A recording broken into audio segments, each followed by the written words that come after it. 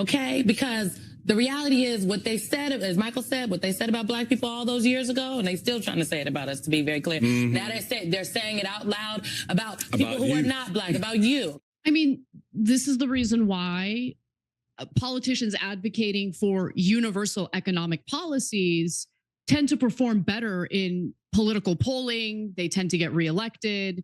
It's messaging that appeals to a broader group of voters. Ana Kasparian goes in and rips apart this woke left-wing TV host who has a very severe case of Trump-Derangement syndrome, maybe one of the most severe cases I've ever seen, live on the Young Turks' own network. Very interesting to see how her and Chunky Chunk's political evolution, we're kind of seeing, Ana Kasparian led the charge, kind of leaving the left, and now Chunk is being chunky and following in her footsteps. So very interesting times to see.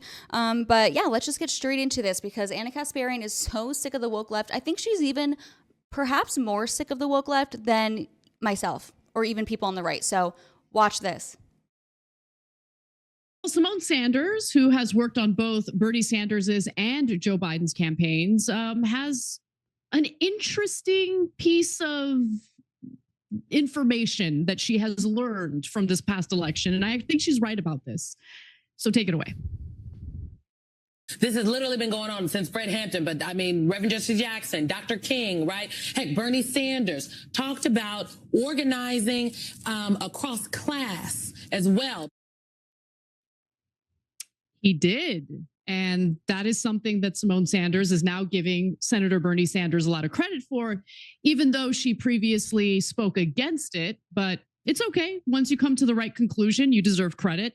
Now, she made that. As Anna knows from her own personal experience, as she's continuously called a grifter for changing her mind about, maybe all Trump supporters aren't evil assholes. That passionate point and defended Bernie Sanders over focusing on how, look, there needs to be more organizing and more messaging on class-based politics as opposed to identity-based politics.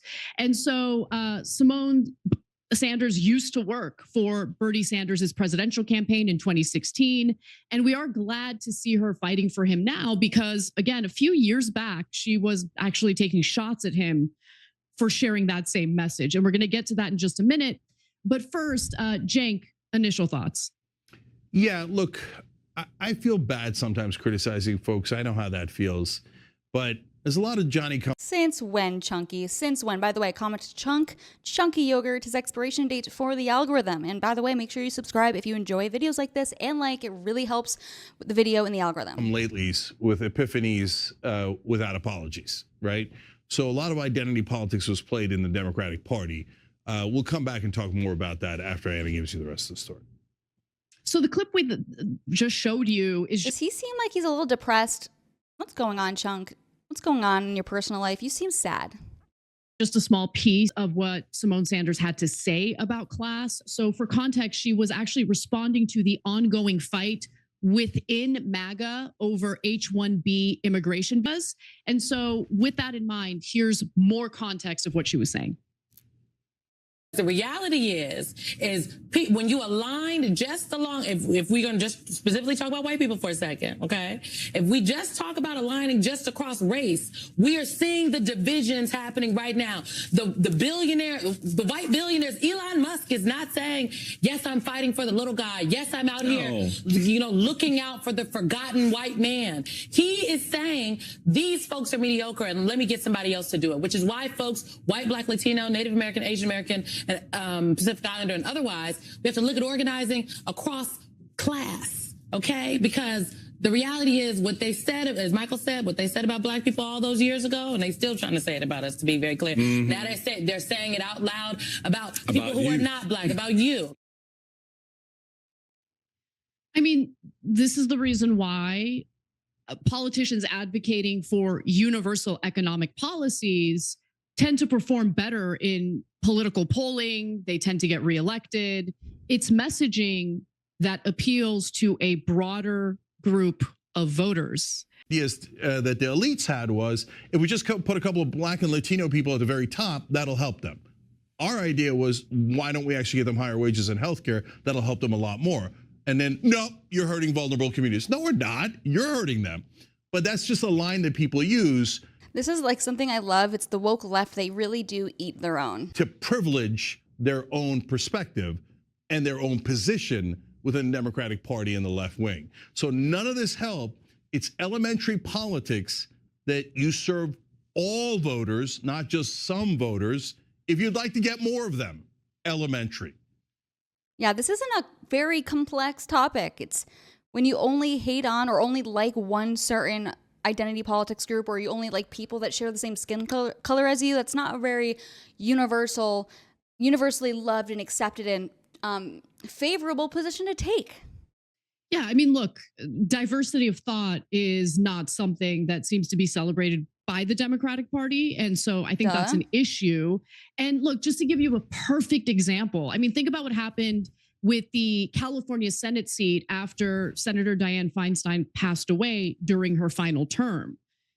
I mean, at that point, California Governor Gavin Newsom was able to appoint someone to that vacant seat until the election was held. And Barbara Lee, a Black Democrat who was planning on running for that seat, wanted to be a contender, wanted to be chosen.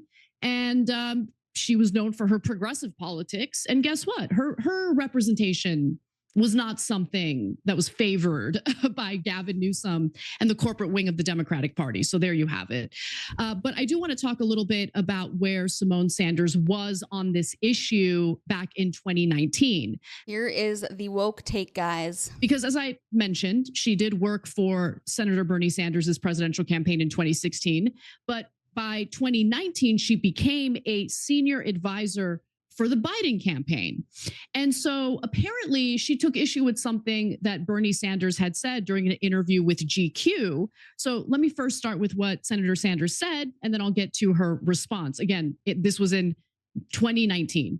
So Senator Sanders said, there are people who are very big into diversity, but whose views end up being not particularly sympathetic to working people, whether they're white or Black or Latino. My main belief is that we need to bring together a coalition of people, of Black and white and Latino and Asian American and Native American, around a progressive agenda, which is prepared to take on an extraordinarily powerful ruling class in this country. That's my view. Many of my opponents do not hold that view, and they think that all that we need is people who are candidates who are Black or white, who are Black or Latino or women or gay, regardless of what they stand for, that the end result is diversity. And then Bernie hastened to add that diversity is enormously important, but there was a bigger goal to change society and create an economy and a government that work for all people. Symone Sanders took issue with that statement. Even though she seems to agree with it today. Back then, in February of 2019, she responded by saying, has he learned lessons since 2016? Yes. He has been actively working since 2016 to reach out to various communities, to be on the ground and listen to folks. He has been to South Carolina a few times, which is really important, but some of the language is going to be problematic. I hate that word problematic. I think we should ban that word. The word problematic is problematic in itself. Nobody is saying that, and in a race where there are Latinos and women and Black women, people will use it against him. I don't care how many times you go to South Carolina. You say things like you said to GQ because you think it's appealing. It's alienating to some folks. As a young Black millennial, I don't like hearing it because it speaks to a fundamental misunderstanding about race and gender and what people are looking for. So what are people looking for, Symone Sanders? I mean, like, I wish that. Yeah, it's never ever made. And this is clear. First of all, the Democrats, they just keep flip-flopping on their messaging and their issues, as you've seen with this woke TV host. But yeah, I mean, it's just like the classic kind of like boomer line, but it's true. Democrats are the real racists. They want to discriminate people.